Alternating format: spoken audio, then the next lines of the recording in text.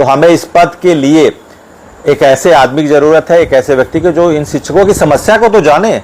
आप समस्या को जानने के लिए नहीं तैयार हैं। आपने कहा था कि कोर्ट में जब होगा तो हम इस मामले में आपकी लीगल मदद के लिए तैयार हैं। एनसीडी के काउंसिल इस बात पे खड़े होंगे, आपके पक्ष में वो, तभी हम, आप लोग कहते थे कि आप लोग हमेशा कहते थे डंके की चोट पे ये होगा, डंके की चोट पे वो होगा। आप लोग, कुछ लोग हम लोग को वो भी करते हैं कि आप तो कहते थे ये होगा वो होगा, ऐसे क्यों नहीं हुआ। तो आपको बता दें कि जिस गवाह पे आप विश्वास करके कोर्ट में उम्मीद रखते हैं कि उस दिन में वो गवाह अपने 2 लाइन के स्टेटमेंट को देंगे, अगर वो गवाह नहीं देंगे तो, गवाही नहीं देंगे तो आप क्या कर सकते हैं। सरकार ने हमको ये कहा था, अच्छा सरकार अगर इसको लड़ती तो फिर हम बड़े वकील नहीं करते। हम ये जान रहे थे कि हमारे लिए नौकरी कितनी महत्वपूर्ण है, हम बड़े से बड़े वकील खड़ा करेंगे। सरकार अगर नहीं भी कर रही है तो हम बड़े से बड़ा वकील खड़ा करेंगे। हमने उसी के लिए आपके सहयोग से देश की जो सबसे दिग्गज वकील हैं, आप हरी साल्वे साहब लंदन रहते हैं, नहीं तो हम उनको भी अप्रोच करते, उनके भी प्रयास में हम थे। अभिषेक मनु सिंह, मुकुल रोहतगी जो टॉप 2 वकील हैं, हमने उनको किया, इसलिए कि हमारे लिए लड़ाई बहुत महत्वपूर्ण थी, हमने उनको खड़ा किया। लेकिन जो सरकार से एक, जिसको कहते हैं कि बहुत डिसाइसिव एफिडेविशन होना चाहिए था, वो सरकार ने नहीं किया। वो सारा जो कंफ्यूजन क्रिएट हुआ कोर्ट रूम में उस समय, डिबेट के समय, वो वहां पर सरकार की जवाबदेही तय होनी चाहिए थी कि सरकार किस तरीके से स्टैंड ले रहा है।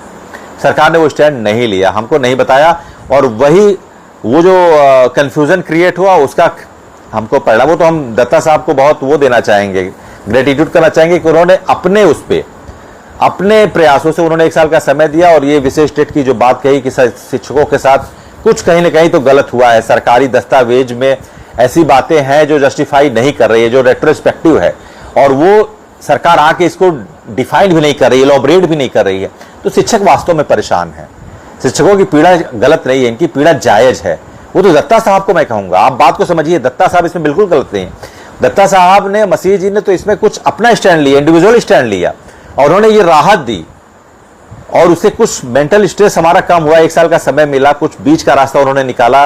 राज्य सरकारों की जिम्मेदारी तय की कि आप साल में 2 बार परीक्षा कराइए, विशेष परीक्षा कराइए। कुछ लोगों ने कहा कि विशेष कहाँ लिखा है, 34 मैंने इलॉबरेट भी किया कि वो उसी के लिए लिखा है कि सिर्फ उन्हीं टीचरों की परीक्षा होगी जो इस आदेश से प्रभावित है। मैंने उसके बारे में पिछले भी लाइव सेशन बताया था, बार बार बताने की जरूरत नहीं है। तो सरकार का जो स्टैंड था, सरकार ने तो बिल्कुल क्लियर ही नहीं किया, उसी से सारी समस्या। नहीं तो सरकार की वहीं पर एनसीटी के वकील खड़े थे, 1 मिनट के स्टेटमेंट में सरकार के सारा दूध का दूध और पानी का पानी हो जाता। और हम लोग जो चिल्ला रहे थे बार बार की ओपन एंड, कई लोग हमको ट्रोल भी कर रहे थे, आप तो कह रहे थे ये होगा, वो हम अभी भी कह रहे हैं, वही आज देखिए आया भी है। आज कुछ लोगों ने जो कहा कि आप तो ये कहते थे ये वो हो जाएगा, ये कहते थे, वही आज आया। उसी पे मैं आरटीआई में आऊंगा, जो आरटीआई का जवाब सरकार का ऑथेंटिक जवाब आया उसी पे मैं आऊंगा कि हुजूर आते आते बहुत देर कर दी, लेकिन अभी समय बीता नहीं है। अभी बहुत सारी चीजें हैं जिसपे हम उस चीज को रीसेट कर सकते हैं। अभी हमारे पास रीसेट होने का टाइम है, रीसफलिंग होने का टाइम है, अभी बचा हुआ है। लेकिन यह है कि सरकार ने हमको आईसीयू में तो पहुंचा ही दिया है, आईसीयू में पहुंचा दिया है। अब आईसीयू में पहुंचने के बाद हमको अगर वो मेडिकल उस तरह की रिलीफ दे रहे हैं जिससे फिर से हम स्वस्थ हो जाएं, तो सरकार को इसके लिए भी हम बधाई देना चाहेंगे। लेकिन उस समय अगर सरकार ने कहा होता तो रिव्यू पिटीशन में 26 मई को हम जिसकी प्रत्याशा कर रहे थे, हमारे बड़े बड़े काउंसिल जिस चीज के लिए बात कर रहे थे, वो आपको उस दिन ही मिल गई होती। आप क्या करना है उस पर बात आते हैं मोहम्मद अली से। अब हमें यह करना है कि आपके लिए आपको बताएं कि इसके पहले भी आरटीआई से बहुत बार केंद्रीय शिक्षा एवं संसाधन मंत्रालय, MHRD को कहते हैं, ministry of human and resource development, जिसको केंद्रीय शिक्षा मंत्रालय कहा जाता है, उनसे बार बार ये पूछा जा रहा था आरटीआई से कि आप ये बताइए कि आरटी 2009 का जो एक्ट है, निःशुल्क अनिवार्य शिक्षा अधिनियम, उसके लागू होने के पहले के शिक्षक के लिए टेट अनिवार्य है या नहीं है।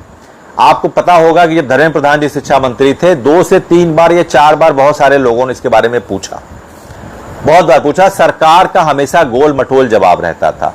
सरकार वही जो आपका ऑर्डर था कोर्ट का वही लिख के देती थी, और इस पर कभी भी स्पष्ट नहीं देती थी कि 2009 का जो आरटी 2009 जो 23 अगस्त 2010 में आरटी एक्ट अधिनियम आया, और 2011 में ये इसका संचालन संबंधी निर्देश आया। उसके पहले के शिक्षकों के लिए टेट अनिवार्य नहीं है, अधिनियम में कहीं भी इसका उल्लेख नहीं है। ये कभी भी सरकार ने पिछले आरटीआई में दिया ही नहीं, कभी भी नहीं दिया। अब हुआ क्या है कि जो डेवलपमेंट हुए हैं, सरकार देख रही है कि एमएचआरडी डिपार्टमेंट से वास्तव में बहुत सारी गलतियां हुई हैं, बहुत सारी गलतियां हुई हैं एमएचआरडी डिपार्टमेंट से। चाहे आप नीट पेपर विवाद ले लीजिए, चाहे उसके बाद 2017 का अमेंडमेंट जिसमें किसी तरीके से क्लियर नहीं किया गया कि वो वास्तव में किसके लिए था, उसमें किन टीचरों की बात थी, टेट की बात थी कि नहीं थी, अगर थी तो उसको बताया क्यों नहीं गया शिक्षकों को। तो उन सारे बिंदुओं पर अभी हाल फिलहाल में इसमें एक बहुत बड़ा डेवलपमेंट आया है कि एक आरटीआई का जवाब। अब देखिए, सरकार वास्तव में इसमें सेटबैक ली है, सरकार मान रही है कि रेट्रोस्पेक्टिव चीजों को लागू किया गया, सरकार ये मान रही है कि चीजें और बदली है। सरकार के जवाब का जो लहजा है वो भी बदल गया है, पहले वाला नहीं है, पहले वाला जवाब नहीं है जो सरकार गोल मटोल दे दी थी। अभी जो आरटीआई हमारे पास आया है उसका जवाब सरकार का, उसमें सरकार ये साफ साफ कह रही है कि आरटी एक्ट 2009 जो 23 अगस्त 2010 को एनसीटी, सरकार ने कहा कि एनसीटी, आरटी एक्ट कभी टेट को नहीं मानता है, लेकिन एनसीटी जो national council of teacher education, वो जो शिक्षक भर्तियों में अर्हता की निर्धारित संस्था करती है, जो निर्धारण करती है संस्था, एनसीटी ने 23 अगस्त 2010 में साफ साफ कहा है कि इसके बाद की भर्तियों में टेट अनिवार्य रहेगा 23(1) में। उसके सेक्शन 23(1) के तहत उसने टेट को अनिवार्य योग्यता माना है, लेकिन उसके संचालन की जो तिथि है वो 2011 है। बहुत लोगों का प्रश्न है कि वो 10 है कि 11 है, तो वो 2011 है, क्योंकि अधिनियम आया 2010 में, लेकिन अधिनियम के लागू संचालन के लिए कंडक्शन, जो इम्प्लीमेंटेशन, एग्जीक्यूशन डेट जो है, इम्प्लीमेंटेशन, वो जो डेट है वो क्या है, वो है 2011, वो 2011 है। उस समय से टेट को एक अनिवार्य योग्यता के रूप में सभी राज्य की भर्तियों में प्राथमिक और उच्च प्राथमिक स्तर में टेट को 23(1) के अंतर्गत न्यूनतम शैक्षिक अर्हता के रूप में एनसीटी ने एक अनिवार्य योग्यता माना है। उसके पहले 23 अगस्त 2010 के पहले जितनी भी भर्तियां, अधिनियम के पहले, मतलब उसके संचालन आप मानेंगे तो 11 के पहले जितनी भी भर्तियां हुई हैं, क्योंकि 11 में ही टेट से भर्तियां शुरू हुई हैं, उसके पहले सरकार ने अपने दिए हुए आरटी में आज खुल के माना है कि आरटी एक्ट 2009 जिसके अधिनियम 2010 में आया, जिसका संचालन 2011 में लागू हुआ, उसके पहले जितनी भी भर्तियां हुई हैं उसमें टेट, पुराने टीचरों के लिए टेट लागू होने का कोई भी प्रावधान नहीं है। There has been no any scheduled information that the teacher who is appointed prior to the enactment of this act, literally it would be scheduled, it will be registered as 2011, the demarcative date. Prior that, all the recruitment that has been done would be exempted for the minimum qualification as per the Act 23rd 1, according to the notification given by NCT on 23rd August 2010। 23 अगस्त 2010 को NCT का 23 का जो है वो, उसके हिसाब से आपके लिए 2011 के पहले के लोगों के लिए, सेवारत शिक्षकों के लिए टेट के लिए कोई विशेष प्रावधान है ही नहीं। ये सरकार ने आज अपने आरटीआई में जवाब दिया है और ये बहुत बड़ा टेस्टिमोनियल होता है। मैंने अपने वकील साहब से इस बारे में बात की, मैंने कहा कि क्या सरकार का जो आरटीआई है, क्योंकि आप मानते हैं कि 2005 में जब सूचना का अधिकार एक विधिक अधिकार है, मौलिक अधिकार तो नहीं है लेकिन एक ये विधिक अधिकार है, तो विधिक अधिकार में 2005 में सरकार जो भी आपके सवालों के जवाब देती हैं उसको आप एज ए कोर्ट टेस्टिमोनियल आप प्रोड्यूस कर सकते हैं और कोर्ट भी उसको एज ए सर्टिफाइड टेस्टिमोनियल के रूप में इंटरटेन करता है।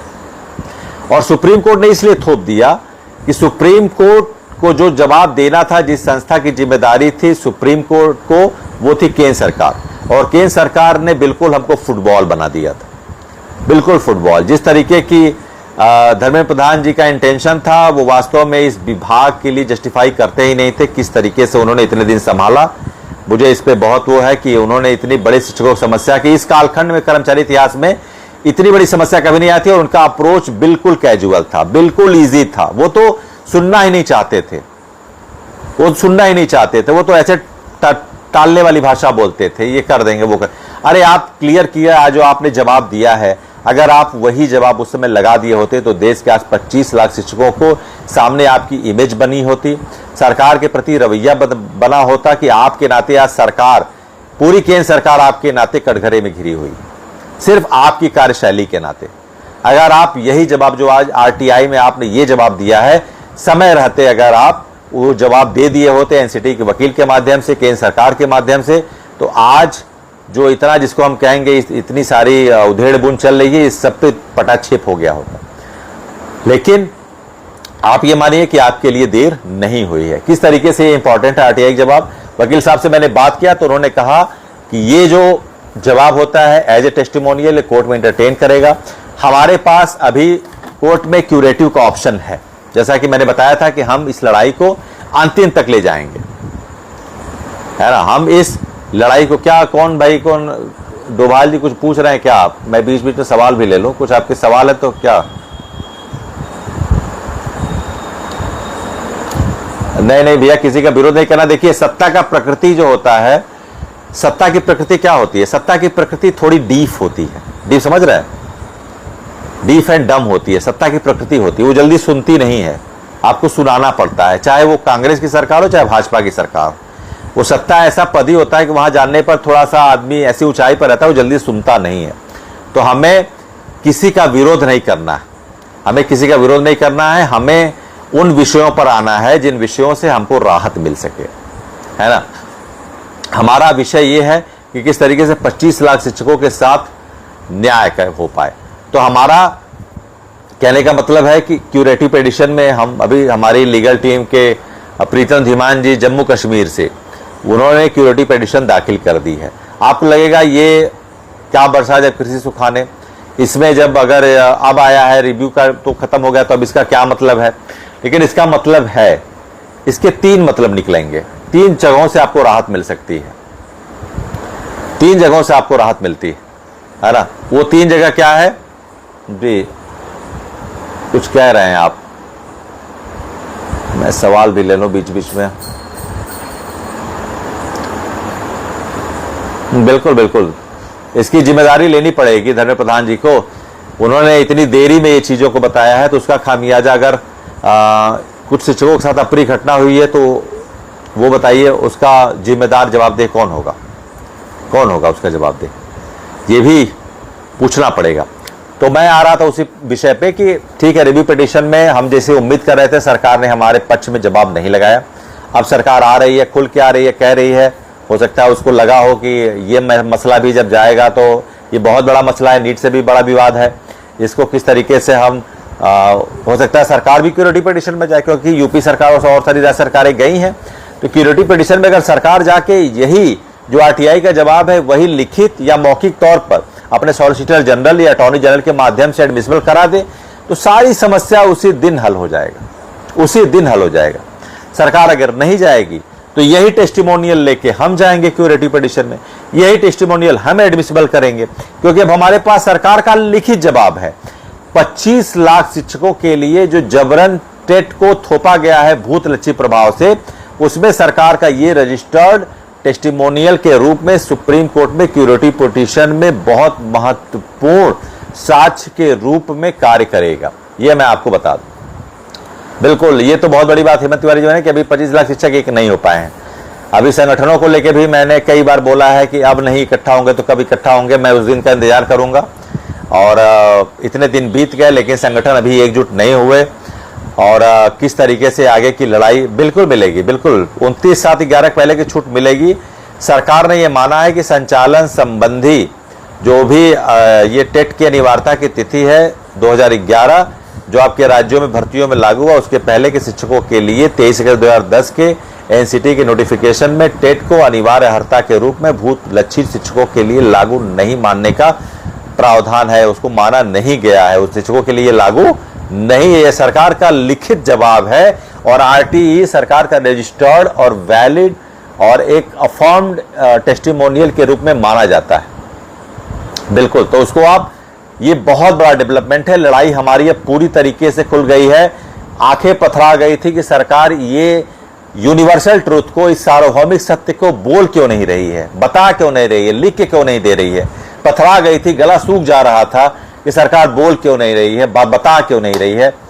हम परेशान थे, हम सोच रहे थे कि हम बड़े वकील करेंगे, ठीक है, हमारा भी जो सहयोग लगेगा, ये तो सरकार की लड़ाई थी, सरकार को आना चाहिए, सरकार आई भी, लेकिन केंद्र सरकार ने हमें अपेक्षित मदद ही नहीं की। तो पहला तो ये है, इससे फायदा क्या हुआ कि क्यूरेटिव पिटीशन में अभी हम सरकार के इस महत्वपूर्ण दस्तावेज को, जो सरकार का फॉर्मेशन है, इसमें सरकार ने मान लिया है कि सेवारत शिक्षकों के लिए टेट अनिवार्य नहीं है, हमारा कोई प्रावधान ऐसा नहीं है 2010 के नोटिफिकेशन में। तो एक मजबूत साक्ष्य के रूप में प्रस्तुत किया जाएगा 2010 का वो साक्ष्य, वो नोटिफिकेशन और सरकार का ये। और आपको बताएं, उस आरटीआई के जवाब में एक चीज और भी लिखा हुआ है, उसमें 2 बिंदु लिखे हैं। उसमें यह भी लिखा गया है कि किसी भी संशोधन में टेट को लेकर कोई भी संशोधन नहीं किया गया, यह भी लिखा है, कोई संशोधन नहीं किया गया। तो वहां पर वो 23(2) का 2 परंतु भी आता है 2017 का, वहां भी आप देखेंगे 7 नंबर आरटीआई में वो भी साफ साफ लिखा है कि किसी भी आगे के प्रोग्रेसिव जो भी आरटी एक्ट के चार्टर में किसी भी तरीके का अमेंडमेंट नहीं किया गया है, इसलिए टेट के अनिवार्यता को लेकर किसी भी विषय पर कोई संशोधन ना होने से साफ साफ जाहिर होता है कि वो एवरी टीचर, उन टीचरों के बारे में बात है जो 2011 के बाद भर्ती हुए हैं। और अब जाके सरकार ने उस बिंदु को स्पष्ट किया अपने आरटीआई के माध्यम से। कई विषय यहां पर स्पष्ट हो गए हैं, कई विषयों पर इल्यूजन, जो भ्रम का पर्दा है, खत्म हो गया। एक तो 2011 पहले शिक्षकों सेवारत शिक्षकों के लिए टेट अनिवार्य नहीं मानी है। दूसरा 2017 के बारे में भी उन्होंने उसी आरटीआई में कहा है कि किसी भी संशोधन में टेट को नहीं कहा गया है, उनके लिए लागू नहीं किया गया, ये भी उन्होंने माना है। तो ये 2 बड़े डेवलपमेंट है, लिखित डेवलपमेंट है, लिखित उनके अफर्मेशन है जो सरकार को क्यूरेटिव मानना पड़ेगा। और ये सरकार का पहला चरण है आपके विषय पर तैयार होने के लिए। आपके विषय पर सरकार अब सोच रही है। सरकार का ये जवाब कोई उसका अधिकारी नहीं देता है, ये सरकार की मिनिस्ट्री का स्टैंड होता है, ये केंद्र सरकार का स्टैंड होता है। असल में ये केंद्र सरकार का स्टैंड है। जो सरकार के आरटीआई का जवाब आया है वो सरकार का स्टैंड है, वो ministry of human resource development का स्टैंड है। वो मान रही है अब जो आप पिछले 10 महीने से हम चिल्ला रहे हैं, आप सुनना चाह रहे हैं, आपके कान भी बहरे हो गए हैं, हम भी बोलते बोलते थक गए हैं। वो सरकार और उसकी मिनिस्ट्री अब मान रही है कि अब जो है कि ये 2011 के पहले शिक्षकों के लिए 2010 के नोटिफिकेशन में कोई प्रावधान था ही नहीं, तो किस लिए इसको मान रहा है। और संशोधन में भी उनके लिए टेट की कोई बात नहीं कही गई। ये आरटीआई के जवाब में साफ साफ लिखा है। इस आधार पर आपको सफलता मिलने की और राहत मिलने की पूरी संभावना है। 3 अगस्त की सुनवाई में भी अटॉर्नी जनरल आ रहे हैं, वहां पे भी देखा जाएगा। लेकिन अभी जो मैं बता दूं, अभी सुप्रीम कोर्ट के रिव्यू का ये आदेश है, तो इसको आपके लिए जो चैलेंज करने के अवेलेबल ऑप्शंस हैं वो क्यूरेटिव में ही है। क्यूरेटिव में ही इसको थोड़ा सा एंटरटेन करेंगे। कभी भी सुप्रीम कोर्ट के रिव्यू के दिए गए आदेश को नीचे लोअर कोर्ट से चैलेंज नहीं किया जा सकता। एक चीज बहुत ध्यान है, ये बहुत ही एक बेसिक कंसेप्ट है कि सुप्रीम कोर्ट भले ही वो आदेश आपके लिए थोड़ा सा असहमति भरा वाला हो, या उस आदेश में आप कोई अपने तरह से आप उसमें कुछ ना कुछ देख रहे हैं, कहीं न कहीं से वायलेशन देख रहे हैं अपने फंडामेंटल राइट्स का, लेकिन वो रिव्यू, जब भी रिव्यू का कोई आदेश आता है तो उसके आगे के जो फर्दर आपके पास अवेलेबल ऑप्शंस है वो क्यूरेटिव ही है। उसमें ही आपके सुनवाई पे विचार किया जाएगा, है ना, उस पे ही। हाँ बिल्कुल, हम मूवमेंट करेंगे, बिल्कुल मलक नाइक जी, हम उस पे आ रहे हैं। तो पहला तो हमारे लिए क्या है कि ये एक साक्ष्य जो मिला है ये हमारे लड़ाई के लिए बहुत मजबूत है, वो तो क्यूरेटिव हम करेंगे, हम शुरू से ही कहते आ रहे हैं। और जो भी हमारे साथियों ने हमको सहयोग किया है, उसी सहयोग के आधार पर कुछ साथियों का जो रहता है, जो अनाप शनाप इधर उधर का वो फैलाते हैं, उनको बता दें कि लीगल टीम बहुत ट्रांसपेरेंट लड़ाई लड़ रही है और लीगल टीम इसके लिए 100% कमिटेड थी, है और रहेगी। और अपने उन्हीं सहयोग से वो आगे क्यूरेटिव, मजबूत क्यूरेटिव दाखिल करेगी और लीगल टीम इसको अंत तक ले जाएगी और अपने शिक्षकों की लड़ाई को सफलता में जरूर बदलने के लिए प्रयास कर रही है और करती रहेगी। तो वो क्यूरेटिव के दूसरा ऑप्शन क्या है कि ये आरटीआई सरकार का स्टैंड है, इनिशियल स्टैंड है कि सरकार भी आपके बारे में विधायी प्रयास के प्रथम चरण की तरफ बढ़ गई है। अगर वो अफर्मेशन मान रही, उसका मिनिस्ट्री मान रहा है, तो जाहिर सी बात है सरकार भी इस पे एक दिन में नहीं, लेकिन वो डेवलपमेंट की तरफ आगे बढ़ी है। अब इसमें जरूरत है एक बहुत अच्छे आंदोलन की, एक बहुत अच्छे धरना प्रदर्शन की, या सरकार से मिलने की, सरकार के पास अपनी जायज बात पहुंचाने की। एक बहुत ही प्रोमिनेंट जर्नलिस्ट का फोन मेरे पास आया था परसों। उन्होंने कहा कि आपका ये मुद्दा है और इस मुद्दे को आप किस तरीके से देख रहे हैं, किस तरह से आप इसको प्रोपोगेट कर रहे हैं। तो मैं उनका नाम नहीं लेना चाहूंगा, अभी समय नहीं है, लेकिन बहुत प्रोमिनेंट फिगर है। तो मैंने उनसे कहा कि अभी हम सरकार से अपनी जो भी क्षमताएं हैं, हम एक शिक्षक हैं। पहले तो मैं ये कहना चाहूंगा कि जो जेएनजी का आंदोलन था उसका उद्देश्य तो सही था, लेकिन उसका तरीका बहुत गलत था, बहुत गलत था। उन्होंने भारतीय संस्कृति और सभ्यता और जो आज की युवा पीढ़ी है उसने उसका मजाक उड़ाया है। और एक संवैधानिक पद पर बैठे, ठीक है आपकी असहमति हो सकती है, आप संवाद स्थापित करना चाहते हैं, सरकार ने थोड़ा समय लिया, लेकिन विरोध की भाषा ऐसी नहीं होनी चाहिए। विरोध की भाषा मर्यादित और संवैधानिक होनी चाहिए। आप युवा पीढ़ी हैं, आप देश की, आपके देश की जिम्मेदारी है आपके ऊपर, आप एक बंडल ऑफ एनर्जी हैं। जिस तरीके से आपने गंदी भाषा का इस्तेमाल किया, आपने गालियां दी प्रधानमंत्री जी को, आपने तरह तरह के जो है कि एक्टिविटीज की जो किसी भी सभ्य समाज में एक्सेप्टेबल नहीं है, तो मैं उसकी बहुत भर्त्सना कहूंगा। इस वीडियो के माध्यम से कहना चाहूंगा बहुत गलत है। ठीक है, आपका विरोध था, आपने जायज मांग उठाया, लेकिन हम कभी भी, क्योंकि हमारे भी बच्चे हैं, हम कभी भी अपेक्षा नहीं करते हमारे बच्चे कभी भी अपनी मांग को मर्यादा। कभी आपने देखा है कि गांधी जी का आपने उदाहरण लिया कि विरोध करते थे आंदोलन, तो क्या वो गाली देते थे? क्या वो असभ्य भाषा का इस्तेमाल करते थे? क्या वो अमर्यादित असंवैधानिक भाषा का इस्तेमाल करते थे? क्या वो माउंटबेटन को गाली देते थे? नहीं ना। तो कहने का मतलब है विरोध करिए। लोकतंत्र में विरोध या असहमति की एक परिपाटी होती है, और आप अगर सही परिपाटी का इस्तेमाल करेंगे तो सरकार क्या जो भी होगा वो जरूर आपसे बात करेगा। सरकार ने आपको मौका दिया, आपको अनुमति दी, तब आपने विरोध किया। सरकार अगर नहीं तैयार होती तो आप नहीं कर सकते। और ठीक है, आप समय लिया सरकार ने, लेकिन ये तरीका गलत है। ये हम कभी इस चीज को जिसको सपोर्ट नहीं करेंगे। और हम शिक्षक हैं, जिस दिन हम आंदोलन करेंगे, हम धरना करेंगे, हमारी भाषा, आज भी हमारी भाषा मर्यादित है, आज भी हमारी भाषा संवैधानिक है, और हमारी विरोध की भाषा भी, चाहे वो शारीरिक हो, चाहे वो मानसिक हो, चाहे वो वर्चुअल हो, चाहे वो फिजिकल हो, वो मर्यादा, संवैधानिक और सरकार से अंतिम समय तक संवाद स्थापित करके इसके सक्षम निराकरण के लिए प्रयास करने के ही विषय पर आधारित होगी। वो किसी भी तरीके से अमर्यादा या असंवैधानिक नहीं होगी। हम शिक्षक हैं, हमारे ऊपर तो और जिम्मेदारी बढ़ जाती है। तो पहले तो हम अपेक्षा करेंगे कि उसकी नौबत ना आए।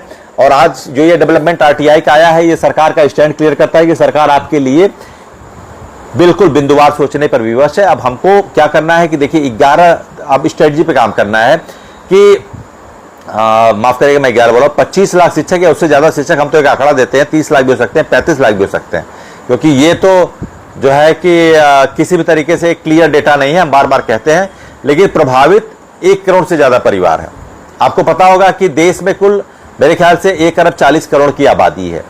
1 अरब 40 करोड़ में 80 से 90 करोड़ लोग ऐसे हैं जो मेरे ख्याल से एज ए वोटर होंगे। मैं एक क्रोनोलॉजी पे जा रहा हूं, थोड़ा 2 मिनट समय दीजिएगा। सरकार क्यों समझ रही है, किस तरह से जेएनजी को उन्होंने एक्सेप्ट किया, उनकी बात को एक्सेप्ट किया, और किस तरीके से हमारी बात को एक्सेप्ट करेंगे। 80-90 करोड़ में क्या होता है कि 37 से 38% वोट पाकर कोई भी पार्टी सत्ता में आती है। अगर 80 करोड़, एक मोटा मोटा डेटा दे रहा हूं, 80 करोड़ का अगर आप 40% निकालेंगे तो 30 करोड़ होगा, 30 से 32 करोड़ होगा।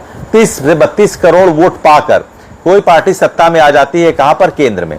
अगर हमारी संख्या 25, 30, 40 लाख जो भी है, और परोक्ष रूप से, प्रत्यक्ष की बात नहीं करूंगा, परोक्ष रूप से अगर हमारे पास जो परिवार है, जो संबंध है, चाहे वो ब्लड रिलेटेड हो, चाहे हमारे कुछ प्रभावित होने वाले लोग जो हमसे प्रभावित हैं, अगर वो संख्या 1 से 2 करोड़, अगर वो संख्या 2 से 3 करोड़ जो भी होती है, इस तरीके से मुझे लगता है वो संख्या ज्यादा भी हो सकती है। तो आप देख रहे हैं कि 10% ऐसे लोग हैं हमारे शिक्षक पूरे भारत में जो किसी भी तरीके से इस लोकतंत्र में, इस पर्व में अपनी अहमियत रखते हैं। और डेविएशन 1% का भी, डेविएशन ऑफ वोट 1% का भी मायने रखता है, बहुत मायने रखता है। जहां पर आप 38% वोट पा रहे हैं, उस 38% वोट का 10% और 10% या 15 या 20% का वोट अगर आपका किसी भी तरीके से असंतुष्ट होता है तो वो बिल्कुल सरकार को प्रभावित करता है। वो आपकी असहमति के लिए एक बहुत बड़ी चोट कर सकता है। तो कहने का मतलब है सरकार भी समझ रही है कि शिक्षकों की जो संख्या है वो दरकिनार करने वाली नहीं है। वो सबसाइड करने वाली नहीं। इनको भी हमको सुनना पड़ेगा, क्योंकि देखिए हम आप संघर्ष कर रहे हैं तो एक समय मांगता है, हम कहते हैं एक समय लेता है, तो ठीक है समय हम दे रहे हैं, लेकिन आप हुजूर आपको तो रिव्यू में ही बोलना चाहिए था। आप तो धर्मेंद्र प्रधान जी पहले ही कह रहे थे हम मदद करेंगे मदद करेंगे, हम लोग भी बोल रहे थे कि आप मदद, हम भी वही बोलते थे जो आपके सामने आके कहते थे। लीगल टीम कहती थी कि धर्मेंद्र प्रधान जी ने ऐसे कहा है, हम बड़े वकील भी खड़ा कर रहे हैं, हम अपना पैसा भी लगा रहे थे, पैसा अपना क्या आपका, आपके सहयोग से हम इतने बड़े वकील कभी कर ही नहीं पाते, आपने सहयोग दिया, फिर आगे क्यूरेटिव में भी हम लड़ाई लड़ेंगे। तो हम तो उस उम्मीद में थे, लेकिन आपने हमको उस समय तो भाई वास्तव में साथ नहीं दिया। ठीक है, आप इस समय साथ आए हैं, लड़ाई खुली है। एक तो वो हो गया जो कोर्ट में क्यूरेटिव का ऑप्शन बनता है, लेकिन क्यूरेटिव के बारे में बताऊंगा, क्यूरेटिव थोड़ा सा एक्सेप्ट करने के उसके चांसेस थोड़े कम होते हैं। हमारे पास ऑप्शन है, लेकिन हम चाहेंगे कि सरकार भी क्यूरेटिव करे, और भी जो रिव्यू, अच्छा एक चीज और होता है, रिव्यू पिटिशनर जितने होते हैं वही क्यूरेटिव कर सकते हैं, कोई बाहरी क्यूरेटिव नहीं कर सकता। जिनकी रिव्यू याचिका खारिज हुई है वही रिव्यू पिटिशन के बाद फिर क्यूरेटिव पिटिशन में जा सकते हैं। तो मेरी ये कोशिश रहेगी कि आप लोग जो भी रिव्यू पिटिशन में गए क्यूरेटिव पिटिशन में जाइए आप, और अपने संसाधनों से उसकी लड़ाई लड़िए। लीगल टीम अपनी लड़ाई लड़ेगी, सरकार को भी जाना चाहिए, मुझ पर भी बात करेंगे, जो राज्य सरकार है क्यूरेटिव पिटिशन में जाए और केंद्र सरकार की यही जवाब को लगाए, वहां पर आपको राहत मिलेगी। व्यक्तिगत तौर पर हम भी जाएंगे, सरकार अगर जाती है तो उसका बहुत बड़ा प्रभाव पड़ेगा। दूसरी बात आती है कि सरकार अगर इसके लिए श्वेत पत्र, अमेंडमेंट या कोई बिल ला रही है, अगर उसका स्टैंड क्लियर है तो बिल लाने में भी कोई दिक्कत नहीं है, लेकिन उसके लिए हमको थोड़ा सा सरकार को जगाना पड़ेगा, उसके लिए हमको कुछ बात करनी पड़ेगी, हमको हमारी भाषा, जो विरोध की भाषा को मर्यादित ढंग से सरकार के समक्ष रखनी पड़ेगी। क्योंकि सरकार की मूल प्रवृत्ति, मूल जो चरित्र होता है, सरकार की बात में कर रहा हूं, चाहे वो कभी किसी की भी हो, उसकी मूल प्रवृत्ति होती है थोड़ा ऊंचा सुनती है। तो इसीलिए सरकार को विरोध की भाषा जल्दी सुनाई देती है। तो उसके लिए मैं अभी भी कह रहा हूं, संगठन से आए, नहीं तो फिर आप ये तय करिए, आप ये तय करिए कि इसकी लड़ाई क्या हम शिक्षक को नहीं लड़नी चाहिए अगर संगठन आगे नहीं आते हैं। हम 25 लाख लोग हैं, जिस दिन आप 2 से 4 लाख की संख्या में दिल्ली में कुछ दिनों के लिए डट जाएंगे, आपके लिए समाधान निकल जाएगा, बिल्कुल समाधान निकल जाएगा। जिस दिन शिक्षक जो प्रभावित हैं, मैं तो ये भी कहूंगा जो प्रभावित हैं वही प्रभावी होंगे। एक लाइन में समझिए, जाके पैर नहीं फटी बीवाई, वो क्या जाने पीर पर आई। बात है वो दाखिल हम करेंगे, लेकिन सड़क की लड़ाई भी होनी चाहिए, वो भी संघर्ष होना चाहिए। और कई प्रदेश के प्रदेश अध्यक्ष भी हमारे साथ संपर्क में हैं, बातचीत कर रहे हैं, लेकिन उसके लिए भी एक कंक्रीट प्लान बनाना पड़ेगा। और मैं अभी भी अपेक्षा करता हूं हमारे सभी संगठन, इतनी बड़ी समस्या में आप अपनी व्यक्तिगत, अभी भी लोगों के मन में है कि मैं मेन हो पाऊंगा कि नहीं, मैं मेन फ्रेम में आऊंगा कि नहीं। ऐसा तो नहीं कि मैं तीसरे नंबर पे मुझे उस धरने में ट्रीट किया जाए, चौथे नंबर पे उस धरने में ट्रीट किया जाए, या 10वें नंबर पे मेरा नाम लिया जाए।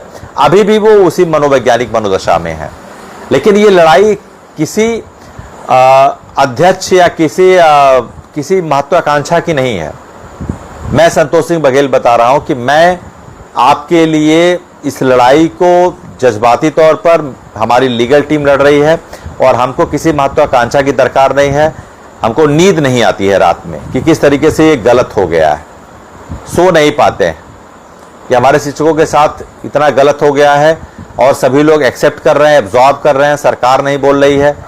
हम तो बहुत सारी अभी बहुत सारी स्ट्रेटजी है, उस पर भी काम करेंगे, लीगल टीम बहुत सारी स्ट्रेटजी पे काम करेगी।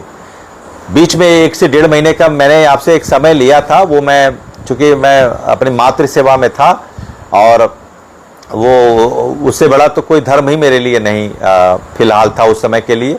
लेकिन अब उसके बाद राष्ट्र की बात आती है, तो राष्ट्र के लिए जब भी आप आवाज़ देंगे, लीगल टीम को आवाज़ देंगे, लीगल टीम आपके साथ खड़ी है। उसका कंक्रीट प्लान बनाना पड़ेगा। मैं अभी भी शिक्षक संघों का आह्वान करता हूं कि वो साथ में आइए, एक फ्रंट बनाइए। नहीं करेंगे तो पूरे देश के 25 लाख शिक्षक साथी एक साथ अपनी इस लड़ाई को लड़ेंगे। किसी अध्यक्ष की जरूरत नहीं होगी, किसी मंत्री की जरूरत नहीं होगी, क्योंकि जब नौकरी ही नहीं रहेगी तो संगठन की क्या आवश्यकता है।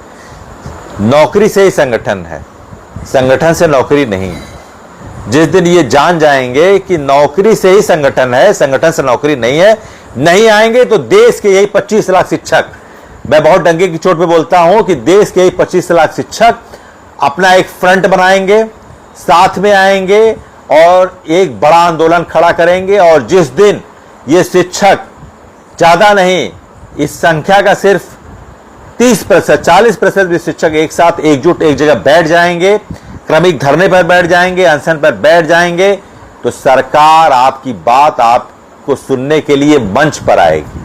ये मेरा वादा है, ये मेरा संकल्प है कि जिस दिन शिक्षक, सिर्फ 2 लाख शिक्षक जंतर मंतर या रामलीला मैदान कहीं पर भी एक साथ बैठ जाएंगे, कहीं पर भी अगर एक साथ बैठ जाएंगे पूरे भारत के शिक्षक, और ये मत सोचिए, ठीक है टेट, विशेष टेट परीक्षा हो रही है, आप पास करिए, आप दीजिए, कोई नहीं, लेकिन ये नीतिगत सरकार ने आज माना है, सरकार ने भी अपनी गलती मानी है, इसका नीतिगत विरोध करिए। आपका कॉन्साइंस क्या आपके अंतरात्मा को चोट नहीं पहुंचती है कि एक भूतलक्षी आदेश को लागू कर दिया गया, हमको परीक्षा, कल को कुछ और भी चीजें हो सकती हैं।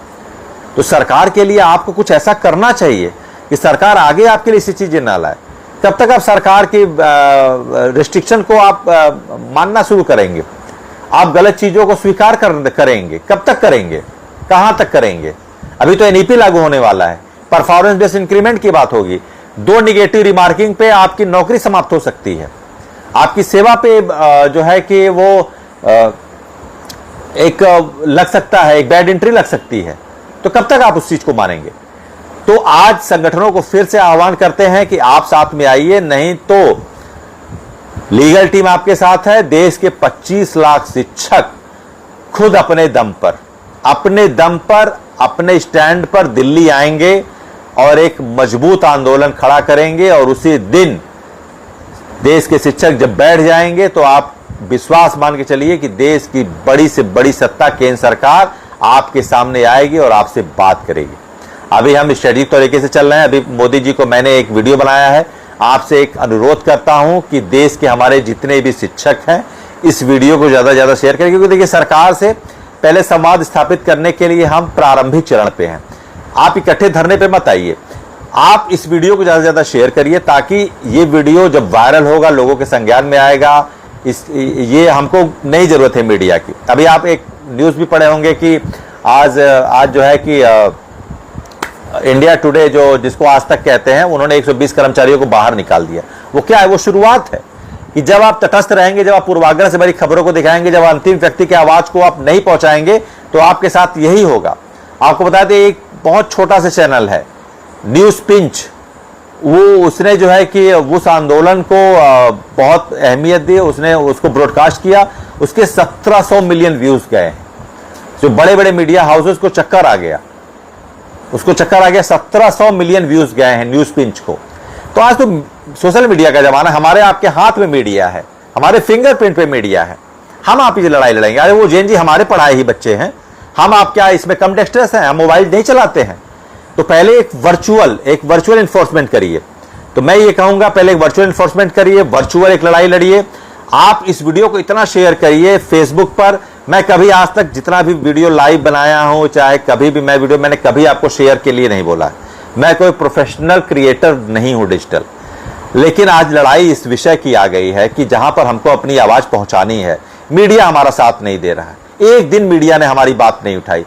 22 लाख जो है कि नीट परीक्षा का भी उन्होंने नहीं उठाया, लास्ट में उठाया जब जिस दिन 20 जुलाई जिस दिन विरोध हुआ। तो हमको अपने हाथ में अपनी ताकत, अपने क्षमता पे विश्वास रखना है, अपनी ताकत पे विश्वास रखना है। सोशल मीडिया में इतनी ताकत है।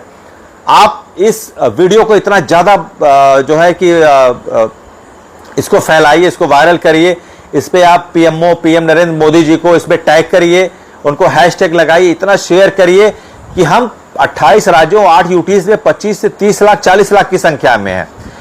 इसके इतने व्यू जाने चाहिए कि मीडिया हाउसेस को यह पता चले, मीडिया हाउसेस आपको बात करने के लिए तैयार हो, वो जो चैनल भी आपको बात करने के लिए तैयार हो। मैं सभी का आह्वान भी करता हूं कि हमारी बात को रखिए, क्योंकि एक मीडिया ट्रायल भी होना चाहिए। तो आप सभी से निवेदन है कि पहले तो उस वीडियो को आप ज्यादा से ज्यादा शेयर करिए।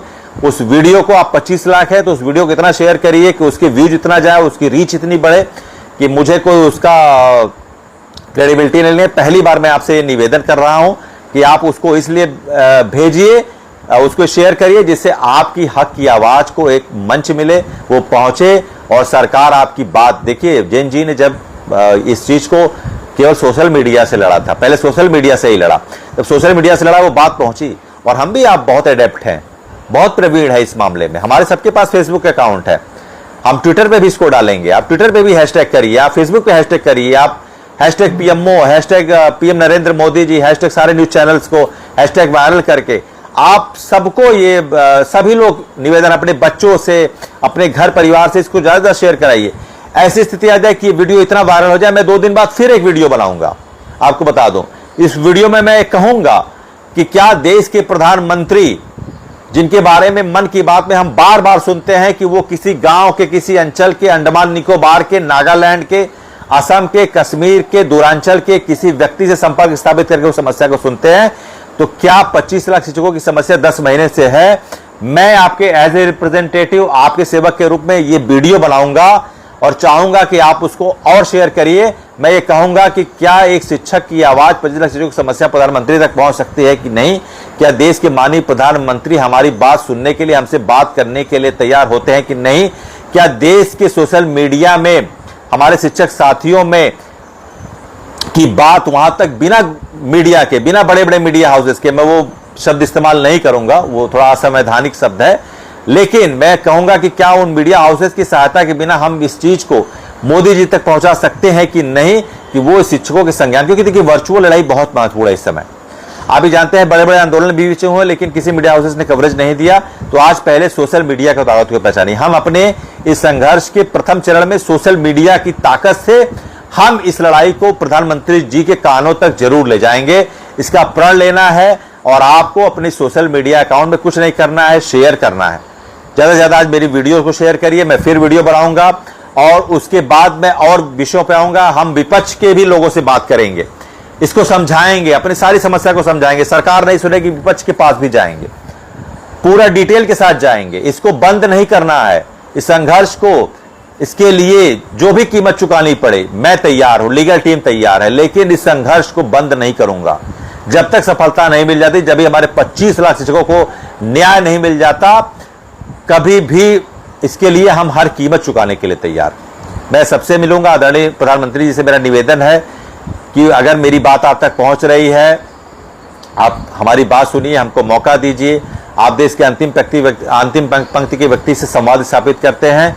हम भी इंतजार कर रहे हैं कि कब मन की बात में आप देश के 25 लाख शिक्षकों को भी किसी रविवार को आप बुलाएंगे और पूछेंगे कि अरे तुम लोगों के साथ तो बहुत गलत हुआ है और आप लोग बताइए कि आपके मन की बात क्या है, आपके साथ क्या गलत हुआ है। क्योंकि मुझे लगता है अभी तक उन तक बात पहुंची नहीं है। मुझे उन पर भरोसा है कि अगर उन तक बात पहुंची होती तो जरूर बुलाते। और मैं वीडियो माध्यम से कहूंगा, एक वीडियो स्पेसिफिक बनाऊंगा 2 मिनट का, जहां पर मेरा सीधा उद्देश्य, सीधा अपील, सीधा रिक्वेस्ट प्रधानमंत्री मोदी जी से होगा कि देश के 25 लाख शिक्षकों की मन की बात आप कब सुनेंगे। हम भी इसी लोकतंत्र में रहने वाले शिक्षक हैं, हम भी करदाता हैं, हम भी इस देश के नागरिक हैं, हम भी इस देश के संविधान में विश्वास करते हैं, हम इस देश के लोकतंत्र में विश्वास करते हैं, हम भी मौलिक अधिकारों की रक्षा के लिए देश के संवैधानिक तीनों निकायों पर, कार्यपालिका, व्यवस्थापिका और न्यायपालिका पर विश्वास, आस्था रखते हैं। हमारे साथ न्याय कब होगा? हम दर दर भटक रहे हैं, हमारे साथ न्याय कब आप करेंगे? हमारी बात आप कब सुनेंगे? क्या हम बांग्लादेश से आने वाले हैं? क्या हम बाहर के हैं? हम जब ले जाते थे अपना ज्ञापन देने तो हमारे साथ इस तरह का व्यवहार, हमारी बात ही नहीं सुनी जाती थी। हमारे लिए जो यूनिवर्सल ट्रुथ है उसको कोर्ट में सरकार एडमिसिबल ही नहीं करती है। तो मुझे देश के प्रधानमंत्री जी से सिर्फ एक ही निवेदन करना है कि हमारी बात को सुनिए। मैं उस रविवार का इंतजार करूंगा जिस रविवार के दिन मुझसे ही नहीं जरूरी है, मुझे नहीं चाहिए ख्याति, मुझे नहीं चाहिए नाम, मेरे किसी एक शिक्षक से, किसी लद्दाख के शिक्षक से, किसी मणिपुर के शिक्षक से, किसी अंडमान निकोबार के शिक्षक से आप बात करिए और पूछिए कि वो 30 साल की सेवा कर चुका 57 साल का व्यक्ति, जिसकी आंखें धंस चुकी हैं, जो न्यूरो की बीमारी से पीड़ित है, जिसके हाथ पैर नहीं चल रहे हैं, जो नौकरी में अपने अंतिम समय में काम कर रहा है, क्या उसके लिए भूत लक्षित टेट का आदेश लागू करा दिया गया और आप उसका हाल चाल नहीं ले रहे हैं? आप उससे पूछ नहीं रहे हैं कि आपका ये फैसला गलत है कि नहीं? आप उसमें जो भी आपके पास विधायी, जब आप सत्ता में है, जब आपके पास ताकत है, आप उसकी समस्या हल कर सकते हैं, तो आप आगे क्यों नहीं आ रहे? उसके लिए आपको मैं प्रधानमंत्री से निवेदन करूंगा कि मत मुझसे बात करिए, संतोष सिंह बघेल से मत बात करिए। नहीं चाहिए मुझे ख्याति, नहीं मुझे चाहिए कि ये मुझे कोई अपेक्षा है या मुझे वो है कि प्रधानमंत्री जी मुझे मेरा ही नाम और वो हो। नहीं, जिस दिन मेरे 25 लाख की समस्या हल हो जाएगी, मैं उसी दिन अपने प्रयासों को मानूंगा कि I have justified with myself, I have justified with the legal team, the legal team has been justified with itself. हम ये मान लेंगे। किसी भी शिक्षक से बात करिए, मैं नाम दूंगा आपको, किस शिक्षक से बात करिए, क्योंकि उसकी पीड़ा ही नेचुरल होगी, जेन्युइन होगी। मैं उस रविवार का इंतजार करूंगा जिस दिन मन की बात में 25 लाख शिक्षकों से भी एक शिक्षक को उठाया जाएगा और पूछा जाएगा कि आपके साथ गलत हुआ है। सरकार इसके लिए आगे आपके विधायी प्रयासों में 100% देगी और आपको परेशान होने की जरूरत नहीं है, क्योंकि मुझे पता है, मैं जिस प्रधानमंत्री जी को जानता हूं वो देश के किसी एक व्यक्ति, किसी एक शिक्षक, किसी एक छात्र, किसी एक नागरिक साथ अन्याय नहीं होने दिए हैं। तो मुझे पूरा भरोसा है कि लोकतांत्रिक व्यवस्था, संविधान के अंदर हमारी जो भी नैसर्गिक न्याय के सिद्धांत के धरातल पर जो हमारी मांग है उसको प्रधानमंत्री दरकिनार नहीं करेंगे और सभी 25 लाख शिक्षकों के लिए बूथलच्छी आदेश जो टेट का दिया गया है उसके लिए सरकार के प्रतिनिधि के तौर पर, सरकार के मोस्ट एलिजिबल रिप्रेजेंटेटिव के तौर पर उसके दूर करने के लिए जरूर आगे आएंगे और हमको हमारा न्याय दिलाएंगे, इसका मुझे पूर्ण भरोसा है। तो मेरा कहने का विषय यह है कि आप लोग इस विषय को बिल्कुल समझिए कि हम अभी इसको क्यूरेटिव के लिए भी जाएंगे। मैंने साफ साफ बोला है ये भी कि क्यूरेटिव में थोड़ा सा एक्सेप्टेंस के रेशियो कम होता है, लेकिन उसके लिए मजबूत करेंगे। सरकार क्यूरेटिव में जाएगी तो उसके चांसेस और अच्छे हो जाते हैं। और उसके अलावा विधायी प्रयास के में भी हम लगे हुए हैं। अभी भी मैं संगठन से वो करूंगा, क्योंकि लीगल टीम कोई संगठन है नहीं। हाँ, लेकिन लीगल टीम जिस दिन 25 लाख शिक्षक ये आवाज देंगे तो लीगल टीम को आप सबसे आगे खड़ा हुआ पाएंगे आवाज उठाने के लिए। ये लीगल टीम का वादा है। तो अभी हमको क्या करना है, अभी हमको हमारी रणनीति का पहला दौर ये है, परेशान बिल्कुल मत होइए, सरकार का स्टैंड क्लियर है कि हमको वर्चुअल लड़ाई इतना प्रोपोगेट करना है, इतना ज्यादा इसको बढ़ाना है कि हमको किसी मीडिया हाउसेस की जरूरत नहीं है, हमको नई न्यूज 18 की जरूरत है, नई आज तक की जरूरत है, नई जी न्यूज की जरूरत है, नई IBN 7 की जरूरत है, नई ABP न्यूज की जरूरत है। हम आप खुद काबिल हैं, खुद सक्षम हैं, खुद समर्थ हैं, हम वेतन पा रहे हैं, हमारे मोबाइल में डेटा है, हम इतना अपने वीडियो को शेयर करेंगे। उसके बाद अलग अलग वीडियो भी हम डालेंगे। कुछ ऐसी टैग लाइन में बोलूंगा, हमारे देश के जिस दिन 1 लाख शिक्षक अपने एक विषय को लेकर एक वीडियो बनाकर फेसबुक पर डालना शुरू करेंगे, बाढ़ आ जाएगी, आपका फेसबुक पूरी तरीके से हैक हो जाएगा, हैंग हो जाएगा, आप ही आप दिखेंगे। देखिए कैसे नहीं सुनती है सरकार। जेन जी से बड़ी पावर आपके अंदर है। वो 22 लाख थे, आप तो अगर जोड़ेंगे तो आपके परिवार और आपके वही बच्चे जो जेन जी आपके बच्चे हैं, जेन एक्स आपके बच्चे हैं, है ना, तो वो आपके बच्चे हैं, वो आपके साथ देंगे। 1 करोड़ लोग आपके साथ आएंगे। जहां पर 1 करोड़ कोई भी पोस्ट आ गया फेसबुक पर, शेयर हो गया, व्यूज जा रहे हैं, तो सरकार जरूर संज्ञान लेगी, ध्यान तो उसका पड़ना चाहिए। तो उसके लिए आपको करना क्या है कि पहले आप जो भी कहे करिए, कोई नहीं, लेकिन आप इस वीडियो शेयर करिए। 2 दिन बाद एक और वीडियो डालूंगा, फिर आपको उसके लिए एक और कंटेंट दूंगा। आप सभी लोग एक अपना वीडियो छोटा छोटा बना के डालिए, अपनी भाषा में डालिए और देखिए किस तरीके से बढ़ाते, किस तरह से आप संघर्ष नहीं जीतेंगे। बिल्कुल जीतेंगे, डंके की चोट पर जीतेंगे। और सरकार विधायी प्रयास के लिए आएगी, उसके लिए अभी हम मिलेंगे। सरकार नहीं सुनेगी तो सरकार को सुनाने के लिए हम आंदोलन के लिए एक रास्ते पे भी जाएंगे और हम विपक्ष से भी मिलेंगे, पूरे टेस्टिमोनियल के साथ विपक्ष से भी मिलेंगे। जी, उसके लिए बात किया गया है, प्रत्यावेदन जो आप लोगों ने दिया है बात किया गया है, उस पर भी बात करेंगे। जो आपने लैंग्वेज 2 की बात की है, तो मांगने से नहीं मिलता है, लेकिन सरकार से हमारी अपेक्षा है। पहले हमारी लड़ाई का चरण है लीगल टीम का, ठीक है, कानूनी लड़ाई लड़ी हो, लीगल टीम अब आपको कह रही कि इसकी वर्चुअल लड़ाई शुरू करिए। आप इसकी वर्चुअल लड़ाई के लिए जो मैंने वीडियो डाला उसको शेयर करिए। फिर 2 दिन बाद और डालूंगा जिसमें हमको कोई मीडिया की जरूरत नहीं है। हम जो मीडिया साथ आएगा सही है, नहीं आएगा तो हम अपनी लड़ाई, हमारे हाथ में 25 लाख फोन है, 1 करोड़ फोन है। और जब वो डेटा जाएगा, जब हर राज्यों से वो पोस्ट आएगा तो जाहिर सी बात है सरकार के संज्ञान में आएगा, उनकी LIU का रिपोर्ट जाएगा, उनके सर्विलांस का रिपोर्ट जाएगा, उनके जो क्या कहते हैं सोशल मीडिया हैंडलर है उनके पास रिपोर्ट जाएगा, तो जरूर आपको बात करने के लिए बुलाएगी। तो इसके लिए पहले वर्चुअल तरीके से मजबूत होइए। इस वीडियो शेयर किए, एक वीडियो और डालूंगा वो भी शेयर करिए। आगे हम कुछ और कंटेंट डालेंगे, आप सभी लोग वर्चुअल आके उसको ज़्यादा से ज़्यादा करिए। और हमारी ये लड़ाई नीतिगत विरोध की है वो जारी रहेगी। विशेष स्टेट दीजिए, उससे कोई नहीं, लेकिन हम ये भी एक बात कहना चाहेंगे कि जिस तरीके से यूपी गवर्नमेंट लिबरल है अपने शिक्षकों के हितों की रक्षा के लिए, अभी ये बाकी है कि बाकी राज्य किस तरह से लिबरल होते हैं, ये भी अभी बाकी है, वो भी देखना पड़ेगा। हम लड़ाई लड़ेंगे, परीक्षा भी देंगे, लेकिन नीतिगत विरोध इसका जारी रहेगा। लीगल टीम के पहले चरण का स्ट्रेटजी ये है कि आप वीडियो शेयर करिए, 2 दिन बाद फिर एक वीडियो मैं बनाऊंगा। और जिस दिन ये वीडियो, ये मत सोचिए कि ये एक कमजोर पक्ष है, ये आज के समय का बहुत मजबूत पक्ष है। बहुत मजबूत पक्ष है। जब आप शेयर करेंगे उन तक बात पहुंचेगी, टैग करिए पीएमओ को, होम मिनिस्ट्री को, एमएचआरडी मिनिस्ट्री को, अपने बच्चों से पूछिए, और पीएमओ को, पीएम नरेंद्र मोदी जी को # लगाइए और इस मेरी वीडियो को शेयर करिए। उसके बाद आप फिर एक वीडियो है उसको शेयर करिए। देखिए जरूर प्रधानमंत्री जी आपकी बात सुनेंगे, जरूर वो बुलाएंगे, और जरूर, चूंकि आपका जो स्टैंड जो आया है वो स्टैंड सरकार का आपके फेवर का है। सरकार आपके लिए सोच रही है, सरकार सेटबैक में है, सरकार अब मान रही है, देर से ही सही लेकिन दुरुस्त तौर पे वो आ रही है। तो मेरा यही स्टैंड है आप सभी के साथ कि हार नहीं मानना है, और जब तक तोड़ेंगे नहीं तब तक छोड़ेंगे नहीं। हम बहुत जिद्दी लोग हैं और गलत चीज को बिल्कुल हम विशेष दिन और विशेष समय भी तय करेंगे। पहले वर्चुअल वो करिए, और मानसून सेशन है उसके बाद उसमें भी देखते हैं, अभी और भी चीजें हैं, उसके लिए हम जो है कि आपके बनाएंगे। आप परेशान मत होइए, जब सरकार स्टैंड फेवर में आ रहा है धीरे धीरे तो सरकार बिल्कुल आपके साथ आएगी, और जब करेंगे तो प्रॉपर होमवर्क के साथ करेंगे। फ्लॉप शो नहीं करना है, अगर आंदोलन करना है तो फ्लॉप शो नहीं करना है।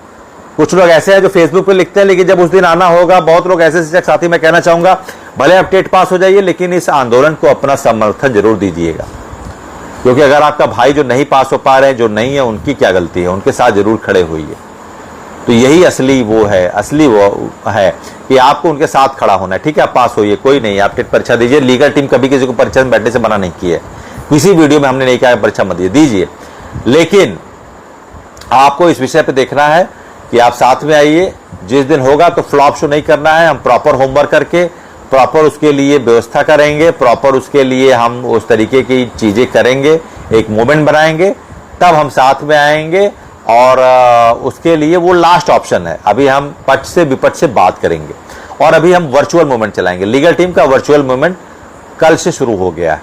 इस वर्चुअल मूवमेंट पे आप साथ दीजिए। वर्चुअल मूवमेंट बहुत महत्वपूर्ण होता है, वर्चुअल मूवमेंट से आपको बहुत कुछ मिल सकता है। आज एक छोटे से छोटे वीडियो में सरकार संज्ञान ले लेती है, अगर वो सरकार तक पहुंच जाए तो मेरा यही है, मेरा प्रयास यही है कि मेरी वो बात सरकार तक पहुंचे।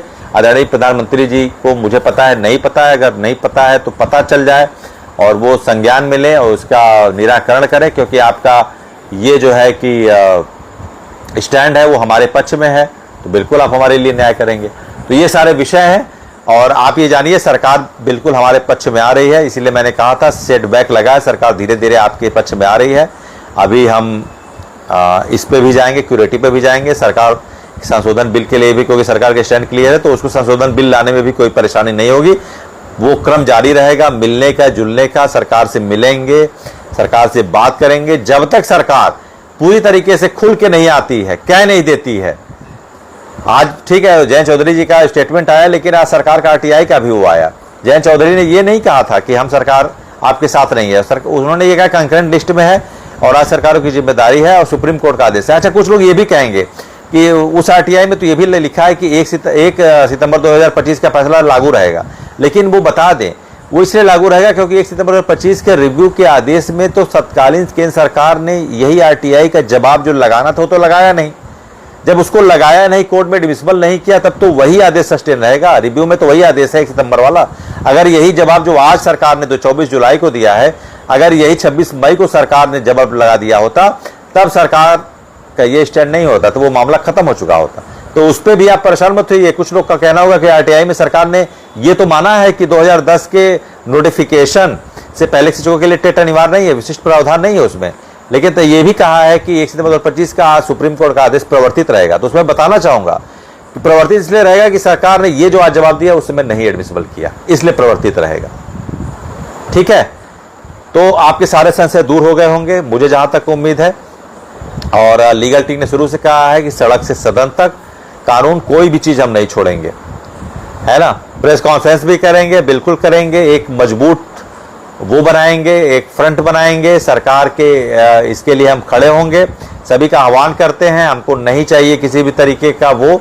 आप सभी लोग, अभी भी मैं कहूँगा जो हमारे अग्रज हैं वो मुझसे बहुत ज़्यादा जानते हैं, वो मुझसे बहुत ज़्यादा काबिल हैं, उनका आशीर्वाद मिले। बड़े बड़े संगठन के लोग हैं, साथ में आए, मिलके एक फ्रंट बनाते हैं, एक लड़ाई लड़ते हैं। लेकिन अगर आप नहीं आएंगे तो हम 25 लाख शिक्षक अपना एक कन्वेंशनल फ्रंट बनाएंगे, 25 लाख शिक्षक अपनी लड़ाई को अपने हाथ में लेंगे और बिल्कुल इसके लिए आगे आएंगे, बैठेंगे।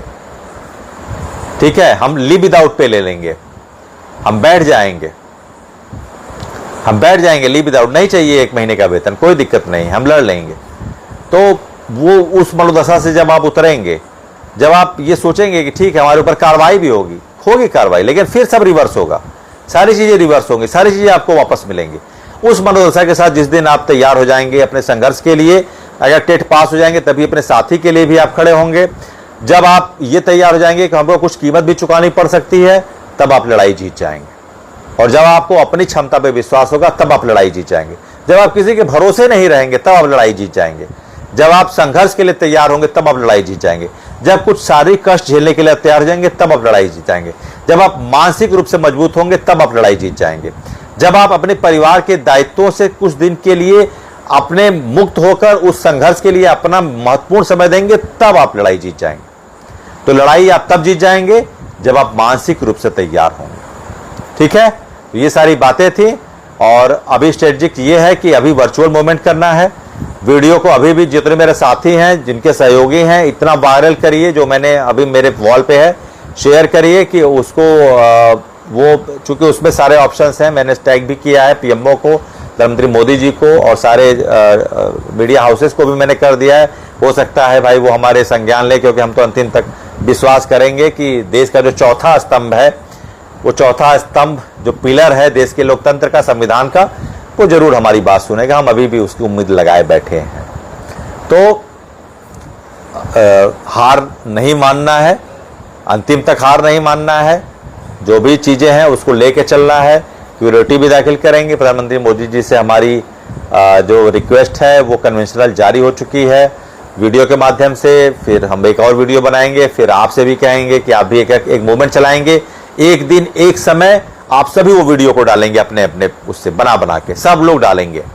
वो मैंने सोचा है सारे, जिस दिन 25 लाख शिक्षक, सबके पास मोबाइल होगा मेरे ख्याल से, मोबाइल ऐसी चीज सबके पास होगा, सभी लोग वो वीडियो डालेंगे। देखिए अगर 1 करोड़ वीडियो नहीं पड़ गया, अगर 25 लाख 50 लाख वीडियो अगर जिस दिन पड़ गया, तो ये सरकार कैसे आपकी बात नहीं सुनेगी? फिर सरकार से बात करेंगे, नहीं सुनेगी तो हम विपक्ष के पास भी जाएंगे, सारी वीडियो, सारी टेस्टिमोनियल लेके जाएंगे, 2017 का अमेंडमेंट लेके जाएंगे, आज का आरटीआई का जवाब लेके जाएंगे, प्रकाश जावड़ेकर जी का वीडियो लेके जाएंगे, प्रकाश जावड़ेकर से भी मिलेंगे, उनको भी बताएंगे कि आपने क्या कहा और क्या हो रहा है। कॉन्फ्लिक्ट, जो इंटरेस्ट ऑफ कॉन्फ्लिक्ट है, उस पर भी बात करेंगे जावड़ेकर साहब, धर्मेंद्र प्रधान जी, कि कहां से आपके उस 2017 के अमेंडमेंट को क्यों नहीं वहां पर डिफेंड किया गया, क्यों नहीं उसको एलोबरेट किया गया। जी बिल्कुल, शहीद हुसैन जी, हम वो भी करेंगे, प्रेस कॉन्फ्रेंस भी करेंगे। हम इसकी बहुत स्ट्रेटेजिक लड़ाई लड़ रहे हैं, प्रॉपर होमवर्क से लड़ाई लड़ रहे हैं। हम इसके लिए पूरा समय ले रहे हैं। बीच में हुआ था लीगल लड़ाई हमने लड़ी, अभी भी लड़ाई लड़ेंगे, लेकिन इसके लिए हम बहुत फुल प्रूफ प्लान बना रहे हैं, बहुत फुल प्रूफ प्लान। वर्चुअल तरीके से सरकार पे हम इसके लिए दबाव डालेंगे, सरकार के आग्रह करेंगे। सरकार, जिस दिन आप अपने सोशल मीडिया की ताकत को पहचान जाएंगे, आप सोशल मीडिया पर जिस दिन 5 मिलियन 6 मिलियन वो वीडियो जारी होगा, उसके कमेंट आएंगे, तो अब देखिए कैसे सरकार नहीं सुनती है। उसके बाद हम फिर पक्ष से मिलेंगे, विपक्ष से मिलेंगे, फिर हम आंदोलन की रूपरेखा तय करेंगे, और अगर स्थिति अपरिहार्य रही तो उसके पहले भी तय करेंगे। उसके लिए एक हम प्रॉपर मूवमेंट की रूपरेखा बनाएंगे, उसमें आपको जुड़ना होगा ताकि हम समझे कि हमारे साथ कौन खड़ा है, कौन हमारे साथ आ सकता है। तो वो हमारा फुल प्रूफ प्लान है, कॉन्क्रीट प्लान है। उसकी फिर बाद में एक अगर जरूरत पड़ी तो हम कॉन्फ्रेंस के, मीडिया कॉन्फ्रेंस के माध्यम से उसकी बात भी हम रखेंगे। लेकिन अभी आपको वर्चुअल मूवमेंट पे ध्यान देना है। हमारा वर्चुअल मूवमेंट इस तरीके से हो, स्ट्रेटजिक हो, कन्वेंशनल हो और कॉन्फिगर्ड हो। स्ट्रेटजिक हो, कन्वेंशनल हो और कॉन्फिगर्ड हो, ये हमारी लड़ाई है। इसका पहला चरण है, फर्स्ट स्टेप वर्चुअल मूवमेंट का ये है कि इस वीडियो को शेयर करिए, आगे और वीडियो उनको शेयर करिए, फिर अपना एक से 2 मिनट 30 सेकंड का वीडियो बनाइए, वो कंटेंट दूंगा। फिर हम मिलेंगे, आगे बात करेंगे, विपक्ष के पास भी जाएंगे, लेकिन इस संघर्ष को, इस नीतिगत विरोध को जब तक सफलता तक पहुंचा नहीं लेंगे, चैन से बैठेंगे नहीं। कुछ लोग भले जो भी 1-2% लोग हैं आरोप लगाएंगे, लेकिन हम इसके लिए छोड़ेंगे नहीं। ठीक है, वो 1-2% वही हैं जो कुछ संगठनों के हैं, जिनके पूर्वाग्रह है, जिनको सिर्फ अपना नाम कमाना है, वही कहते हैं कि आपने ये कहा था, ये क्यों हो गया। अरे हम तो लगे हुए हैं, हम तो अंतिम सांस तक लगे हुए हैं, हम तो एक एक चीज के लिए लगे हुए हैं। हम तो बार बार आके आपको बताते हैं कैसे इस संघर्ष को ले जाना। हम समझाते हैं आपको, इस लड़ाई के लिए हमने अपना बेस्ट दिया है। आप क्या हमसे पूछेंगे? हमने तो वो वकील खड़े किए हैं जो कभी आप बड़े बड़े कारपोरेट हाउसेस भी कभी सिंघवी रोहतगी जी को एक साथ नहीं खड़ा किए हैं। आपको बता दूं, कभी आपने सुना है कि चाहे शाहरुख खान जी के सुपुत्र का मामला हो, चाहे रिलायंस का मामला हो, चाहे टाटा, कभी दो वकील एक साथ खड़े हुए हैं? लीगल टीम ने खड़ा किया है पहली बार, इतने बड़े बड़े नाम एक साथ खड़ा किया है। क्या आप बात करेंगे? और लीगल टीम जिस दिन जरूरत पड़ेगी अपना बेस्ट देगी फिर, और दे रही है। हम सड़क से सदन से कानून जो भी उपाय हैं उसके लिए लगे हुए हैं, और अभी के लिए सिर्फ इतना ही। आगे जो भी रहेगा उसको बात करेंगे, एकजुट रहना है, और हमें कोई भी किसी से दुराग्रह नहीं है। हमारे सभी शिक्षक साथी, सभी शिक्षक संगठन और उनके अध्यक्ष प्रांतीय और राष्ट्रीय मेरे लिए बिल्कुल सम्मानित हैं। मैं बहुत सम्मान करता हूं, क्योंकि मैं इतना जानता हूं कि वो मुझसे बहुत ज़्यादा जानते हैं, मैं कुछ नहीं जानता। तो साथ रहेंगे, साथ लड़ेंगे और साथ जीतेंगे। तो आपसे अभी भी उम्मीद करता हूं, आप बात करिए, आपसे साथ आइए और मुझे एकदम अंतिम में खड़ा करिए। 50 लोग अगर हैं तो 50वें नंबर पे संतोष सिंह बघेल रहेंगे, लेकिन आपके पीछे रहूंगा और इस संघर्ष में अपना जो भी बिल्कुल होगा, जो भी मेरे पास ईश्वर ने जो भी दी है क्षमता, उस क्षमता से मैं आपके लिए बिल्कुल एक छोटे भाई, एक अनुज के तौर पे खड़ा रहूँगा। बहुत बहुत धन्यवाद। और अभी फिर से रिक्वेस्ट करूंगा, उस वीडियो को ज़्यादा शेयर करिए, बताइए। फिर एक वीडियो डालूंगा, उसमें हम देखेंगे, उसमें हम डालेंगे प्रेशर और एक रिक्वेस्ट करेंगे कि मोदी जी किस तरह से, जिस तरीके से अभी उन्होंने 100 से 150 से ज़्यादा मन की बात की है, तो क्या अगला विशेषांक 25 लाख टेट अनिवार्यता शिक्षकों के लिए होगा या नहीं, ये मेरा विषय हो। ठीक है, बहुत बहुत धन्यवाद।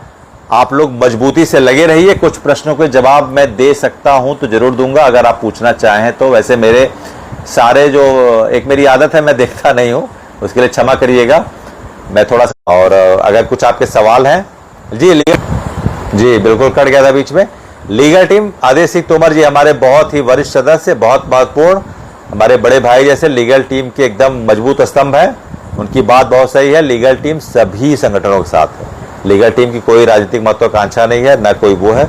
लीगल टीम सिर्फ इसीलिए बनी है कि 25 लाख शिक्षकों को उनकी नौकरी, उनकी सेवा बची रहे। उनकी नौकरी उनके लिए बहुत इंपॉर्टेंट है। ये लीगल टीम का प्रयास है। लीगल टीम किसी भी तरीके से सिर्फ इसीलिए लगी है कि आपकी नौकरी आपकी है और आपको मिलनी चाहिए। हमारी कोई महत्वाकांक्षा नहीं है, ना प्रतिस्पर्धा है, ना तो हम किसी के साथ किसी होड़ में हैं। ये आपको बहुत स्पष्ट दो टूक शब्दों में बताना चाहूँगा। जी बिल्कुल, बहुत बहुत धन्यवाद मधु भरद्वाज जी। हम संघर्ष कर रहे हैं, आपका छोटा भाई हूँ मैं, और संघर्ष में कोई कमी नहीं छोड़ेंगे।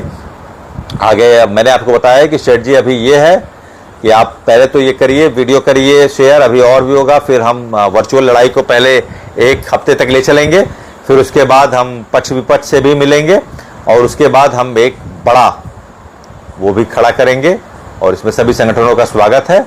देश में जिस दिन सभी शिक्षक अपनी मांग के लिए बैठ जाएंगे, मानसिक रूप से तैयार हो जाएंगे, उस दिन आप ये लड़ाई जीत जाएंगे। सरकार जो आज लिखित तौर पे दे रही है, उस दिन मंच पे आपको लिखित तौर पे बिल, संवैधानिक संशोधन या श्वेत पत्र लाने का आश्वासन देगी। ये मेरा विश्वास है। ठीक है, मेरी तो उम्मीद है साथ होंगे। अगर नहीं होंगे तो आप हम खुद लड़ेंगे, कोई विषय नहीं है। आप हमसे आपसे संगठन है, संगठन से हम आप नहीं हैं जी। तो संगठन शिक्षकों से है, तो शिक्षक जब एकजुट होंगे तो लीगल टीम तैयार है, और सभी शिक्षक एक ऐसा फोरम जिसमें सभी शिक्षक बैठेंगे, सभी शिक्षक अपने न्याय की लड़ाई को लड़ेंगे। ठीक है, फिलहाल अभी के लिए इतना ही। आगे जो भी रहेगा आप निश्चिंत रहिए, आपका संघर्ष जारी है, और आपके राज्य में जो भी चीज़ें डेवलपमेंट है, आप विशेष परीक्षा आ रहा है वो भी दीजिए, कोई रिस्ट्रिक्शन नहीं है, लेकिन इसका नीतिगत संघर्ष जारी है और रहेगा आखिरी दम तक। चलिए, बहुत बहुत धन्यवाद। हाँ बिल्कुल, 3 अगस्त को भी देखते हैं अटॉर्नी जनरल का क्या स्टैंड आता है, लेकिन मैंने आपको बताया कि ज़्यादातर चांसेस क्यूरेटिव पिटीशन का होगा, क्योंकि कभी भी 2 जजों की जो रिव्यू की, जो सुप्रीम कोर्ट की डबल बेंच की जो बातें हैं, आदेश है, वो अगर किसी भी तरीके से अगर वो क्यूरेट होगी तो वो बड़ी पीठ में क्यूरेट होगी जी। इसी इसको क्यूरेटिव कहते हैं। क्यूरेटिव का मतलब है संवैधानिक समीक्षा। रिव्यू में जो भी संवैधानिक विषयों पर अगर किसी भी तरीके की असहमति है, किसी भी तरीके से आपकी एक्सेप्टेंस नहीं बन पा रही है, तो उसके संवैधानिक बिंदुओं को लेकर के संवैधानिक पीठ में आप जाते हैं, जहां 5 जजों की बेंच उसकी विस्तृत व्याख्या करती है। और अब तो हमारे लिए बहुत मजबूत आधार है, क्योंकि आरटीआई का जवाब सरकार ने आपके अनुकूल दे दिया है, जिसमें सरकार ये मान रही है कि आरटीआई एक्ट के लागू होने के पहले शिक्षकों के लिए किसी भी तरीके की टेट अनिवार्यता का विशेष प्रावधान उस अधिनियम या नोटिफिकेशन में था ही नहीं। चलिए, बहुत बहुत धन्यवाद। आगे जो भी रहेगी विषय वो आपके बीच में साझा करूंगा। संघर्ष जारी है सफलता मिलने तक। बहुत बहुत धन्यवाद।